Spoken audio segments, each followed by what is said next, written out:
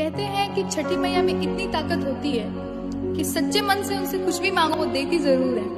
पर मेरा एक सवाल है, हमारी माएँ हमारे लिए छठ व्रत करती हैं, तो क्या आपने कभी सुना है माओ को ये मांगते हुए कि छठी मैया इस साल मैं छठ कर रही हूँ, मुझे ये दे दीजिए, मुझे वो दे दीजिए।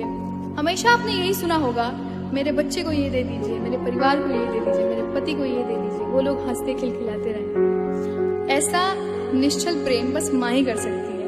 वो क्या कहते हैं उसको, अनकंडीशनल लव। तो उसी अनकंडीशनल लव के लिए मैंने एक गीत लिखा है माँ के लिए। तो मेरा ये गीत मेरी माँ के लिए और दुनिया के सारी माँओं के लिए समर्पित।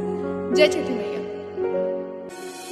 गावे में बड़ी मोरी मैया, छठी मैया तोहरे सामा, छठी मैया तोहरे सामा।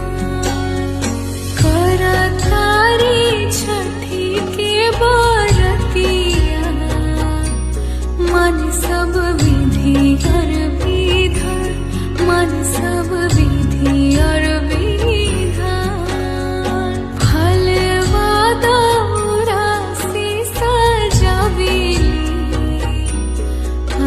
अपन